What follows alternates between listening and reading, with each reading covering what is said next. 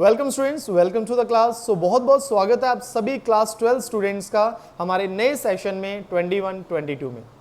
सो बच्चों, आज की इस वीडियो में हम बात करने वाले हैं आपके सब्जेक्ट अकाउंटेंसी के बारे में कि अकाउंटेंसी में क्या क्या आपको पढ़ना है, क्या क्या सिलेबस आएगा, और अगर आपको 100 on 100 स्कोर करना है, जो कि हर एक स्टूडेंट का सपना होता है बोर्ड एग्जाम में, तो आप कैसे उसको अचीव कर सकते हैं। सो आइए स्टार्ट करते हैं।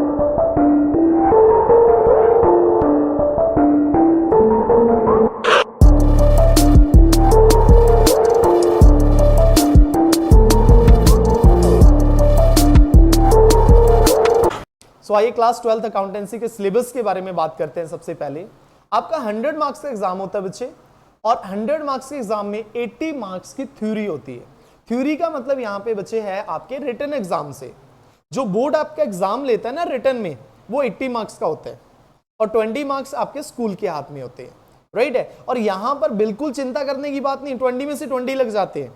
यहां पे आपने एक प्रैक्टिकल फाइल बनानी होगी, वो आपके स्कूल टीचर बता देते हैं किस टॉपिक पे आपको बनानी है, और फिर उसके बाद जो भी पूरे साल में पढ़ा होता है उसका आपका ऑरल एग्जाम होता है, दैट इज वाइवा होता है।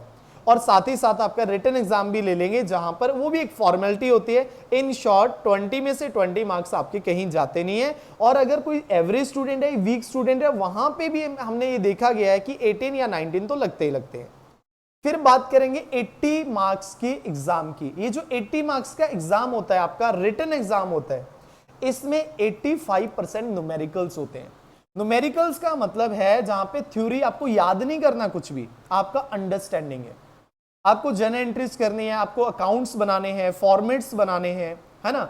तो बहुत सारे फॉर्मेट्स हैं, जर्नल एंट्रीज हैं, यहां पर आपको 85% न्यूमेरिकल्स है। इट मींस ये जो सब्जेक्ट है क्लास 12 का 11 से डिफरेंट है। क्लास 11th में हमने देखा था 35 to 40% थ्योरी थी। अब क्लास 12th में क्या आ गया, थ्योरी जस्ट 15% रहेगी। और जो 15% थ्योरी है ना, ये भी बच्चे क्या है, प्रैक्टिकल बेस्ड थ्योरी है। मतलब जो हमने प्रैक्टिकल क्वेश्चंस करेंगे, है ना, जो प्रैक्टिकल फॉर्मेट्स करेंगे, वहीं से आपको थ्योरी निकल के आएगी। फॉर एग्जाम्पल हम एक कैपिटल अकाउंट प्रिपेयर करेंगे, है ना, कैपिटल अकाउंट बनाना सीखेंगे, वो हमारा न्यूमेरिकल्स में आ गया। कैपिटल अकाउंट में क्रेडिट साइड कौन कौन सी चीज आती है, वही थ्योरी में पूछ लिया जाएगा कि भाई कैपिटल जब फिक्स्ड होती है तो कैपिटल अकाउंट में क्रेडिट साइड कौन कौन सी चीज आएगी, राइट है। तो थ्योरी भी टेंशन नहीं लेने का, यहां पर कोई रट्टाफिकेशन वाली बात नहीं है, ये प्रैक्टिकल बेस्ड थ्योरी है। आगे हम बात करें बच्चे, आपकी टोटल 3 पार्ट्स है। फर्स्ट वॉल्यूम आपका है एनपीओ एंड पार्टनरशिप, और सेकेंड वॉल्यूम है अकाउंटिंग फॉर कंपनीज, और थर्ड है बेटा एनालाइजेशन ऑफ फाइनेंशियल स्टेटमेंट। तो 3 किताबें कह लो या 3 वॉल्यूम है जो आपने इस साल पढ़ने वाले हो। सबसे पहला वॉल्यूम आपका है एनपीओ एंड पार्टनरशिप। सो बच्चे सबसे पहले एनपीओ की बात करेंगे। एनपीओ मतलब एक ऐसे ऑर्गेनाइजेशंस के हम अकाउंट बनाने जाएंगे जिनका मोटिव प्रॉफिट कमाना नहीं होता। मतलब इनका मोटिव क्या होता है, सोशल वेलफेयर करना।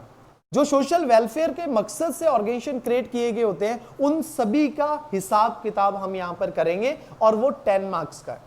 ये जो नॉट फॉर प्रॉफिट ऑर्गेनाइजेशन है, ना क्लास 11 से रिलेटेड है, ना ही क्लास 12 या आगे से रिलेटेड है। ये बस एक डिफरेंट टॉपिक है, क्योंकि यार ये ऑर्गेनाइजेशन ही डिफरेंट होते हैं, है ना। सारे ऑर्गेनाइजेशन पैसे के पीछे भागते हैं, ये पैसे के पीछे नहीं भागते। तो ये 3 क्वेश्चन आते हैं, 10 मार्क्स के आते हैं। बहुत अच्छा चैप्टर है और 10 मार्क्स आपके कंफर्म। फिर उसके बाद पार्टनरशिप की बात करें 30 मार्क्स की, तो इन शॉर्ट ये पूरी बुक कितने की आएगी, आपको 40 मार्क्स की आएगी। पार्टनरशिप का मतलब क्या होता है, जब 2 या 2 से ज्यादा पर्सन मिलकर बिजनेस करते हैं। क्लास 11th में हमने पढ़ा sole proprietorship, single man business. अब हम यहां पर पार्टनरशिप फॉर्म करेंगे। पार्टनरशिप की शुरुआत कैसे होती है बेटा, कैसे पार्टनरशिप डीड बनती है, फिर उसके बाद अगर पार्टनर को एडमिट करना हो तो एडमिशन कैसे होती है, अगर किसी को रिटायर करना हो और किसी की डेथ हो जी तो अकाउंट्स कैसे प्रिपेयर होते हैं, और फाइनली जब फर्म बंद हो जाएगी, है ना, तो अकाउंट्स क्या क्या प्रिपेयर होते हैं और कैसे अकाउंट्स सेटल किए जाते हैं। तो इन शॉर्ट बिजनेस को स्टार्ट करने से, पार्टनरशिप फर्म को स्टार्ट करने से पार्टनरशिप फर्म को एंड करने तक आप सारा कुछ पार्टनरशिप में करने वाले हो। नेक्स्ट आ जाता है बेटा अकाउंटिंग फॉर कंपनीज। पार्टनरशिप के बाद नेक्स्ट क्या आ गया, कंपनी। फिर कंपनी को अगर पैसा चाहिए होता है, मेनली यहां पर बात करते हैं सोर्स ऑफ फाइनेंस की। अगर कंपनी को पैसा चाहिए होता है, कैसे वो शेयर इश्यू करके पैसा ले सकती है, कैसे वो डिवेंचर इश्यू करके पैसा ले सकती है, और जो डिवेंचर इश्यू किए कैसे उनको वापस किया जाता है, उन सभी की हम यहां पर जर्नल एंट्रीज प्रिपेयर करने वाले हैं। बिल्कुल बच्चे, जो क्लास 11th में आप जर्नल एंट्री छोड़ा है ना, ये पूरी की पूरी यूनिट जो 20 मार्क्स की है ना, आपकी पूरी बुक या वॉल्यूम 2, ये आपकी कंप्लीट बेस्ड होने वाली है जर्नल एंट्रीज पे। तो अगर किसी बच्चे की जर्नल वीक है तो वो सबसे पहले बेसिक जर्नल को करके आएंगे, तभी आप यहां पर सरवाइव कर सकते हो। और अगर नहीं आते तब भी चिंता करने की बात नहीं है। इस चैप्टर से पहले आपको बेसिक क्लास 11th की जर्नल में आपको रिवाइज करवा दूंगा, स्पेशल क्लास लेके 2 घंटे की, और 2 घंटे में मास्टरी हो जाएगी आपकी जर्नल में। फिर बात करेंगे बच्चे थर्ड बुक, जहां पे फाइनेंशियल स्टेटमेंट को एनालाइज करेंगे। ये भी आपकी 20 मार्क्स की है। फाइनेंशियल स्टेटमेंट को एनालाइज करेंगे, रेशियोज निकालेंगे, हम कैश की बात करेंगे, कैसे कैश आता है, कैसे कैश जाता है, कौन कौन सी एक्टिविटी होती है हमारे ऑर्गेनाइजेशन में। एक मेन एक्टिविटी होती है, फिर इन्वेस्टिंग एक्टिविटी होती है, देन फाइनेंसिंग एक्टिविटी होती है। तो पूरे अकाउंट्स को यहां पर क्या करने वाले हैं, फाइनेंशियल स्टेटमेंट को एनालाइज करने वाले हैं, कंपेयर करने वाले हैं, कंपैरेटिव स्टेटमेंट भी बनाएंगे, कॉमन साइज स्टेटमेंट भी बनाएंगे। तो बहुत मजा आने वाला है। अगर आप मेरे से पूछो तो ये जो पार्ट है इसको मैं बोलता हूं लड्डू पार्ट। लड्डू पार्ट इसलिए बोला जाता है क्योंकि यहां पर 20 में से 20 आप इजीली स्कोर कर सकते हो। मैंने देखा है पिछले अगर 11 साल से बात करूं, जिन स्टूडेंट के 70% मार्क्स आते हैं ना, वो भी ये वाले पार्ट में 20 में से 20 स्कोर करते हैं। तो ये आपका सबसे इजी पार्ट होने वाला है। How to study with almighty, या फिर आपने अगर घर पे भी पढ़ाई करनी है तो कैसे आपको पढ़ाई करनी चाहिए if you want to score 100 on 100।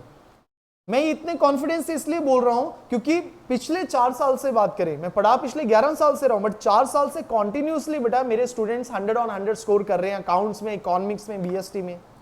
और ये एक फॉर्मूला है जहां पे अगर आप भी इसको फॉलो करेंगे तो यस आप भी स्कोर कर सकते हो 100 on 100। या फिर आपको कैसे पढ़ाई करनी चाहिए, तो सबसे पहले बच्चे जो स्टूडेंट गलती करते हैं, रजिस्टर बेटा अकाउंट जैसे ट्रिकी सब्जेक्ट में वो क्या करते हैं, एक रजिस्टर लेते हैं और रफ रजिस्टर ले लेते हैं सबसे ज्यादा, तो है ना, पापा का कोई रजिस्टर होगा ऑफिस का वो ले लेते हैं, है ना, या कोई पुराना रजिस्टर पड़ा होगा वो ले लेते हैं।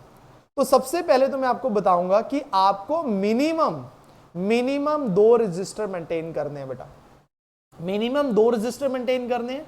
और रजिस्टर की जो चौड़ाई होनी चाहिए वो प्रॉपर होनी चाहिए, मतलब पूरा चौड़ा होना चाहिए रजिस्टर। विड्थ जो है वो ज्यादा होनी चाहिए, पतला हो मोटा हो चलेगा, क्योंकि अगर पतला है तो नंबर ऑफ रजिस्टर आपको ज्यादा भरने पड़ेंगे, मोटा है तो कम भरने पड़ेंगे, बट आपको 2 रजिस्टर लेने पड़ेंगे चौड़े। क्लियर है, क्योंकि फॉर्मेट्स बहुत बनने वाले हैं, है ना, और उसके जर्नल एंट्रीज बहुत बनने वाले हैं। तो अगर आपने टाइट वाले ले लिए ना, चौड़ाई कम है, तो भाई बहुत टाइट हो जाएगा, बहुत दिक्कत आती है। तो 2 रजिस्टर लेने हैं, जिसमें से पहले रजिस्टर का नाम दिया गया हमें फॉर्मेट रजिस्टर।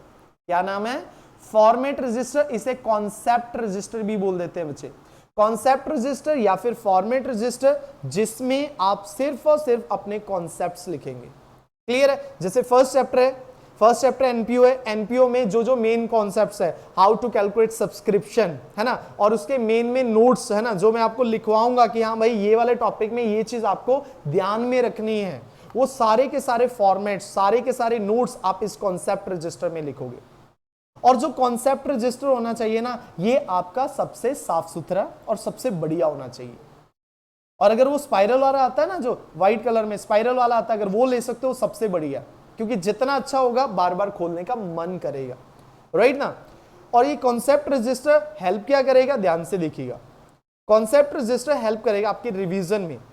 होता क्या है, जो एक एवरेज स्टूडेंट होता है वो रिवाइज करता है इलिस्ट्रेशन से, मतलब जब भी कोई एग्जाम आता है, आपके हाफ ईयरली एग्जाम आते हैं, प्री बोर्ड्स आते हैं, वो इलिस्ट्रेशन रिवाइज करना स्टार्ट करता है या क्वेश्चन डायरेक्टली करना स्टार्ट करता है। और जो ऑलमाइटी के टॉपर्स होते हैं या फिर बाकी जो भी 100 on 100 स्कोर करते हैं, उनका जो फॉर्मेट होता है वो डिफरेंट होता है। वो सबसे पहले आपके एग्जाम है आज, फर्स्ट चैप्टर रिवाइज करना है, तो आपने फर्स्ट चैप्टर के जो भी फॉर्मेट्स हैं, फर्स्ट चैप्टर के जो कॉन्सेप्ट्स हैं, फर्स्ट चैप्टर के इंपॉर्टेंट नोट्स हैं, वो पहले उसको रिवाइज करते हैं 15 मिनट्स, है ना, 15 मिनट्स रिवाइज किया, देन उसके बाद उस चैप्टर के मेन 4, 5, 6, 10 क्वेश्चन या 10 इलिस्ट्रेशन आपने रिवाइज करी, 100% यहां पर आपको याद आ जाएगा जो भी आपने किया है।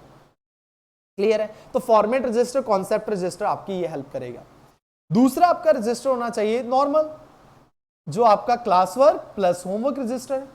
इसी में आपने सारा क्लास का काम करना है और इसी में आपने होमवर्क करना है। जो भी हम यहां पर करेंगे, जितने भी हम क्वेश्चन सॉल्व करेंगे, उसी को जाके आपने घर पे सॉल्व करना है, और प्लस जितना आपको होमवर्क दिया जाएगा आपने वो करना है, राइट है। तो दो रजिस्टर सेपरेट होने चाहिए। अगर आप दोनों को एक ही रजिस्टर होगा ना, तो भाई लास्ट में कंफ्यूज हो जाओगे कौन से चैप्टर का फॉर्मेट, कौन से चैप्टर का वर्किंग नोट या कौन से चैप्टर का इंपॉर्टेंट नोट्स कहां पे लिखा था। तो इसको दोनों को सेपरेट रखना, सो दैट आप टाइम पे ये आपकी हेल्प कर सके। फिर बुक्स की बात करें बेटा, देखो बुक्स, अकाउंट्स की बात करें, सभी बुक्स अच्छी हैं। अगर सबसे मेन दो बुक्स जो मैं फॉलो करता हूं, वो पहली है बेटा टीएस गरेवाल और सेकंड है डीके गोयल। तो मैं जितने भी क्वेश्चंस करवाता हूं वो 60-70% टीएस गरेवाल से होते हैं और 30-40% का आंसर होते हैं डीके गोयल से होते हैं, और प्लस हम लास्ट के 10 ईयर्स पेपर भी सॉल्व करते हैं। सिलेबस की बात करें बेटा, अगर आप हमारे साथ अभी से शुरुआत करते हैं, क्योंकि जो आपको अभी वैसे थोड़ी देर बाद न्यूज देनी थी, चलो अभी आपको बता देता हूं बेटा, यूट्यूब पे आपको 100% फ्री क्लासेस हम आपके लिए लेके आ रहे हैं, और जो सिलेबस आपका जो कंप्लीट होगा वो बेटा 30 अक्टूबर से पहले पहले आपका सिलेबस हो जाएगा, और उसके बाद 2 रिवीजन हो जाएंगी आपकी, मतलब जिसे हम बोलते हैं क्रैश कोर्स। एक बार सिलेबस हो जाएगा 30 अक्टूबर से पहले, देन उसके बाद एक रिवीजन नवंबर एंड दिसंबर, फिर एक रिवीजन हम करेंगे Jan 15 to Feb 15। Clear guys? हमारा जो पूरा शेड्यूल रहेगा, डेली लेक्चर आपको मिलेगा 6 बजे। मंडे और वेडनेसडे हम मिला करेंगे अकाउंट्स के लिए, ट्यूसडे और थर्सडे मिला करेंगे हम इकोनॉमिक्स के लिए, और फ्राइडे और सैटरडे मिलेंगे बिजनेस स्टडी के लिए। तो ये पूरा प्रॉपर आपने फॉलो करना है। आपसे मुझे सिर्फ एक ही चीज चाहिए, आपने इस वीडियो को सबसे पहले तो जितने आपके फ्रेंड्स हैं क्लास 12th में उन तक पहुंचा दो, ताकि ये जो फ्री क्लासेस हैं, राइट है, ये सभी तक पहुंच सके और सभी इसका बेनिफिट उठा सके। क्योंकि जब आप लेक्चर अटेंड करोगे तो ये आप पाओगे बेटा, ये फ्री क्लासेस का कंटेंट नहीं आपको होगा, राइट है। बहुत सारे आपने चैनल्स देखे होंगे जहां पे जो फ्री कंटेंट है वो टोटली डिफरेंट होता है, और जो पेड कंटेंट है वो टोटली डिफरेंट होता है। हमारा फ्री कंटेंट भी पेड कंटेंट से भी ज्यादा बेटर होता है ना। मतलब क्या है, दूसरों का जो पेड कंटेंट है ना, जिसे वो सो कॉल्ड पेड कंटेंट बोलते हैं, है ना, मैं नाम नहीं लूंगा, बट बहुत सारे ऐसे टीचर्स या बहुत सारे ऐसे यूट्यूब चैनल्स हैं, उससे भी आप बेटर, उससे बेटर क्वालिटी कंटेंट आप पाओगे। Clear guys? तो मिलते हैं लाइव नेक्स्ट क्लास में, तब तक के लिए घर पे रहें, सुरक्षित रहें, और सबसे इंपॉर्टेंट है पढ़ाई करते रहें guys. Thank you very much.